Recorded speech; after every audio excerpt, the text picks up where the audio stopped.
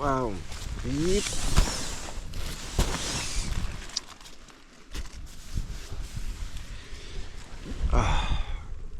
If you've got an airy tent, make sure that things that can blow around are secured down. And good morning, everybody. It's it wasn't a bad night actually last night. It's quite a decent sleep. If you were here yesterday, then you'll know that the kiddies were around, so that they're still up there. It's pretty I'm guessing Duke of Edinburgh. So there's one group on tent just up here. I don't know how many, 6 kids. And then I think there's 2 tents back there, which I don't know whether it's just kids or whether there's teachers with them as well. I don't know. But they're back there. They're far enough away. They're far enough that you can hear the voices, but you can't make out what they're saying. Unless they start shouting, hey, get your. But to be fair, they have been quiet, so it hasn't really bothered me. I mean, I would have preferred that they weren't there, and I was here first. And after I set up, they turned up and just started pitching. You know, what can you do? It's just kids. You know, it's a proper school party thing, so I'm not going to worry about that. And to be fair, if it be an adult, what can you do? You just got to put up with it. Just now and again, if someone pitches up close to you, just put up with it. To be fair, if they'd have been here first, as I said yesterday, I definitely would have just gone down to the next one down, or just had a look further up or something. I wouldn't have stayed. But when we get going, eventually, it's coming up to 9. I'm not in any rush today. 11 o'clock would be plenty today. But when we get going up the valley, I think there's somewhere up the valley, so we'll pass it, which is handy. So we'll have a look, and we'll see what that spot is like for, just for future reference as well. To be fair, I thought that, kiddies would be out at the weekend or something, but I suppose it's school holidays, and I don't know, but would Duke of Edinburgh be in a school holiday? Maybe it's like an outdoor, like an outward bound thing or something. I don't know. Anyway, they've left me alone and I've left them alone. They haven't come over. So we've got tea. This is my second tea. So yesterday we did about 12 kilometres. Today we've got about 10. So we got a fairly easy few days, but getting out and walking. We'll probably do a lazy in-camp trip. Probably not in the too distant future. Get Lizzie out again before it starts to get a bit too cold. But then I think Lizzie would be okay in an in-camp trip, even if it was a bit cooler, because as long as she's dry and under cover most of the time, I think she's okay. The problem with Lizzie is she gets wet walking, and then I think she's okay at probably like 8-10 degrees, something like that. If she's walking, I mean, I've walked her at freezing point and she's fine, but then that's at home locally. You kind of just do a walk and then dry her off straight in the car, so she's not really out in it and damp in it for very long. So she's okay like that, but that's different because you're in a home environment rather than out here. Anyway, I'm gonna have a tea, have a breakfast, and then, like I said, just very slowly start to pack up. I don't know how long they're gonna be. Like I said, it's still 9 o'clock. I reckon they'll be gone by. I hope they'll be gone by 10. I think they'll be gone before I go, hopefully. All right, we started a little bit of packing up. I've raised the cricket from where it was overnight. Overnight I had the front very low, so I've raised it up a little bit, made the centre pole longer, loosened everything off, brought the front in, and then that gets your door higher. I haven't worried about tightening that up because obviously we're packing up now. The breeze seems to be coming down the valley now, right into our faces, which is a bit of a pain. But again, I think the problem with valleys, I think the wind just goes wherever it wants to go in a valley. That is the only slight, you know, disadvantage of an open fronted shelter, that the wind can, you know, can kind of swirl wherever it wants, because the high winds up there is going that way. So it will be interesting actually to get a weather forecast when we get up a little bit higher, because the forecast was southwesterly winds, so that's that'll be interesting to check that out. Anyway, I'm gonna carry on packing up a little bit under there. I've put a few bits in, so we have made some progress. Right, we're just heading off. That's our spot down there. I've checked it. I'm not going over there to have a look. The kiddies have been decent, but there's a bit of paper there. Now admittedly this might not be the kiddies, you know, this could have been here before the kiddies. There's a bit of tissue or something there, and an apple core there, which probably was eaten last night. Now, to be fair, now the apple core, if you have to leave an apple core, chuck it in some long grass. I'm sorry, but I'm not picking up dirty bits of paper. That's all. And there's half a cucumber there.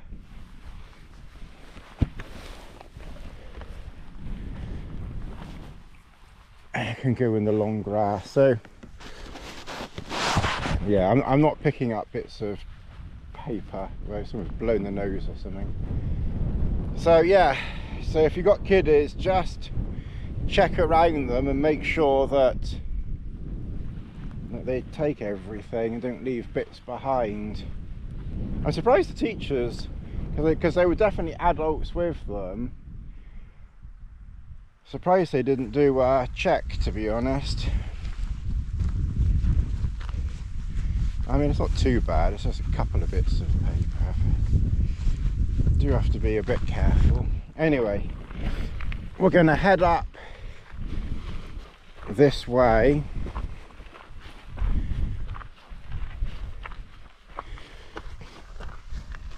And we go around that valley up there. Yeah, up here the wind is kind of coming towards us. It will be interesting to see what the wind is up on the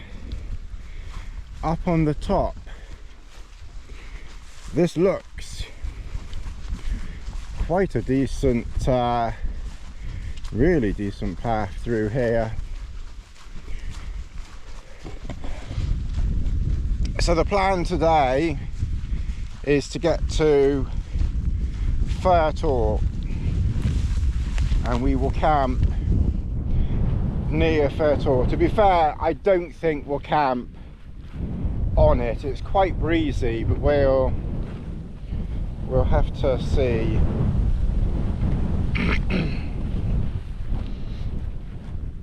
Plus I need water, so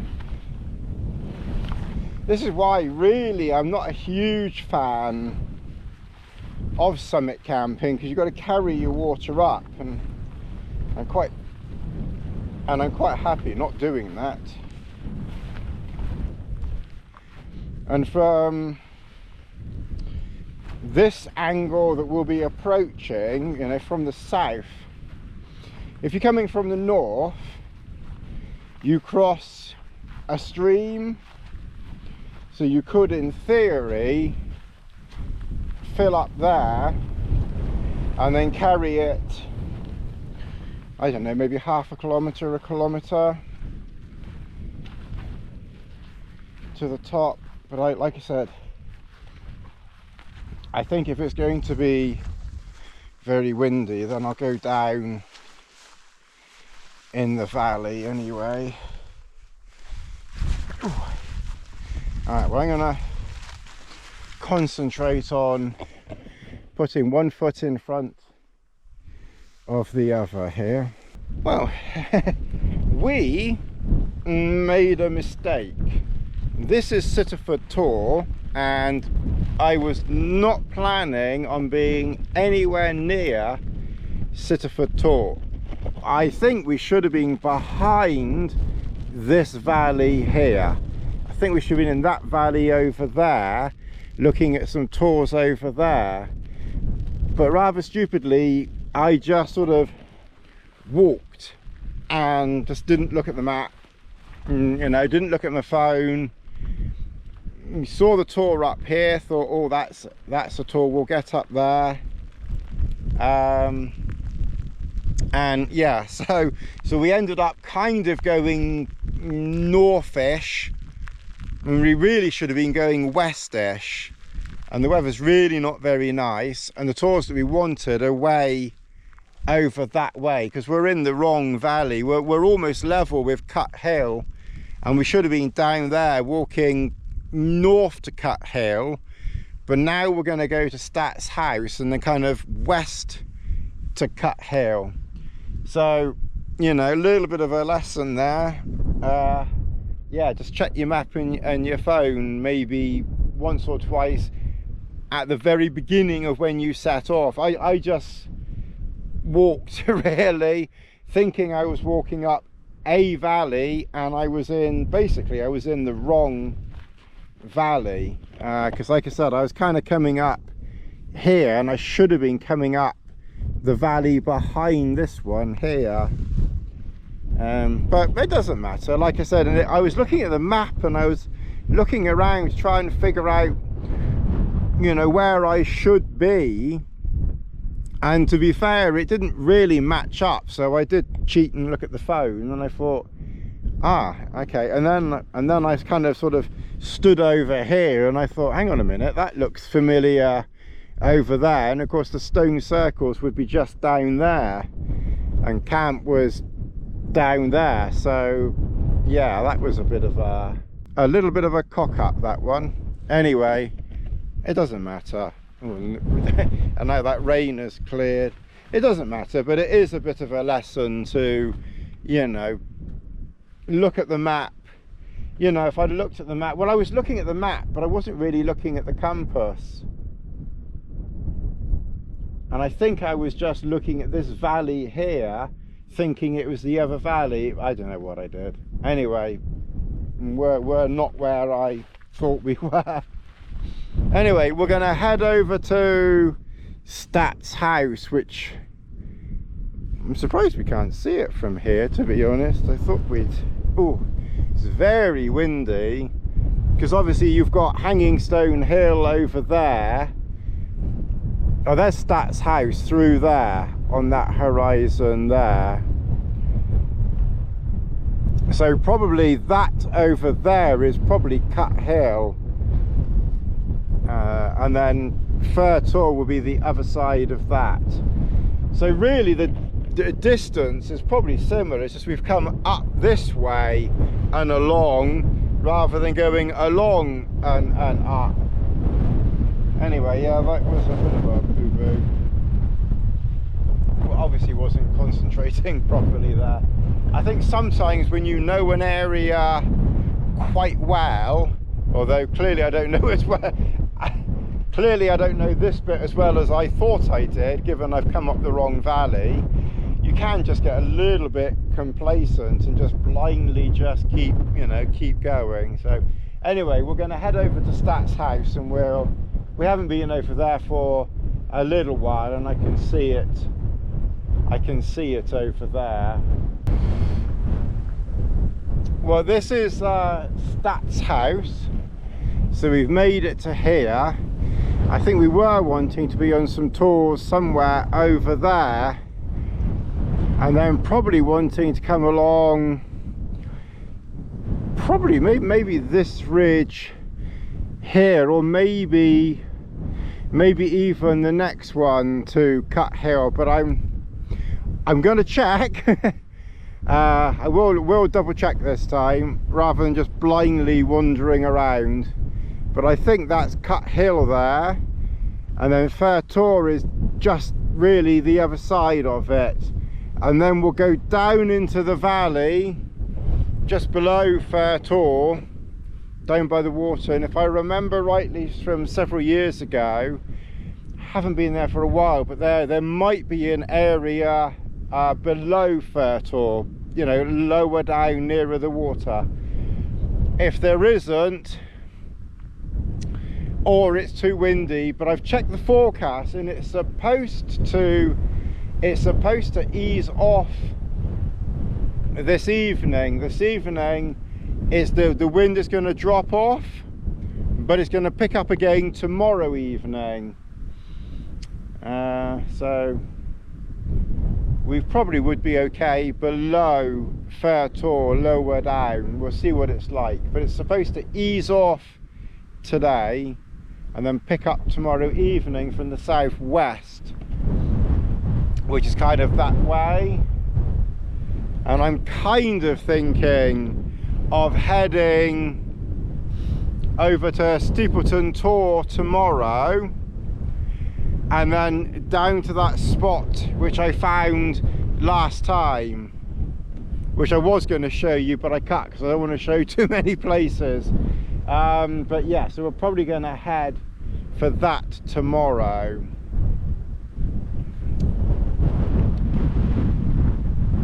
All right, there's a path through here. We'll follow this, see where it goes. I think my problem earlier on, also I was just following a pretty decent path or trail, and I think I was more focused on the trail than really what was going on around me. If it was somewhere else that I didn't know at all, you know, I would have been looking at the map, compass, the phone, you know, checking a lot more closely, to be fair. I think sometimes you can get a little bit too complacent when you know an area reasonably well. But like I said, well, I'll probably come back out here again sometime and go, because I'd like to go up that, I want to go up that valley and have a look. So that's maybe for, you know, for another time in the next month or so. Well, we're certainly, the plan of this trip was to show you the interior of Dartmoor, and we are certainly doing that, because I have to say I don't think I've ever come along this way. There's even a couple of people bizarrely down over there. Strange that in the most remote places you get the odd bod. But that's Cut Hill up there, so if we'd have gone across the top then we wouldn't have seen this valley. So there you go, you see, a bonus valley for you. A little tip for you: we were walking kind of just about, I don't know, 50 meters, 100 meters down there, but it was a bit wider, a bit deeper, not so many crossing points. So come upstream, don't go downstream, go upstream. Especially out here, you don't really usually have to go too far up. So here I was able to step across those bit further up it's probably even easier, and Cut Hill is directly up there. Well, we're in the last little valley before we get up there, but we're in, you can see that's, and you can see where, that's how long the grass is here. There's a little brook, a very small brook through there. So really we've just got to try and get through this grass really. It's not the easiest of stuff to get through, so we're going to get through here. I think once we're up there, famous last words, but it still looks a bit rough, but it should be easier once we're on that slope. So we're just coming to Cut Hill up here. Eventually, it's been a very slow day today through this, and just generally it's been a slow day. Normally I average 2.5 to 3 kilometers an hour, you know, a good 3 if the conditions are good and the trails are good. But with this and the slight hills and the deep grass and the bog, we're averaging 2 kilometers an hour today, so it's really quite slow going. I'm not exactly sure which way we would have gone if we'd have gone what I was planning, but I'm suspecting that tore right through there, so kind of this one here, I think we probably would have hit that one to come across to you know, to Cut Hill. So like I said, I think we'll have another look down here sometime. Maybe I'll come back here in a couple of weeks and do this again, but correctly. We'll kind of see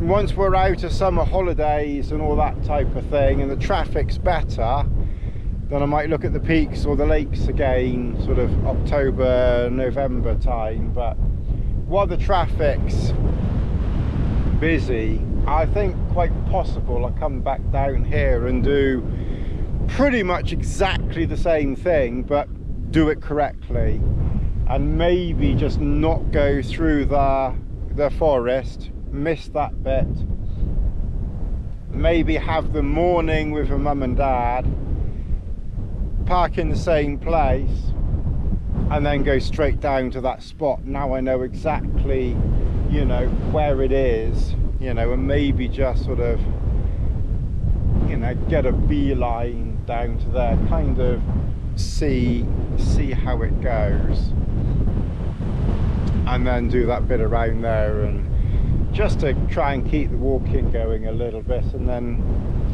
I will want to do a relaxing in-camp trip sometime. I quite enjoy those as well.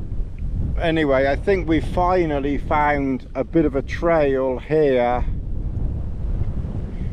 which I'm thinking will take us to Cut Hill, and then Furtor is, you know, a kilometre or less from Cut Hill. It's not very far, and then we'll pop down and see whether there's somewhere a little bit lower down to, you know, to camp in. So I'm going to carry on. I'm just going to have a snack and, you know, and just carry on.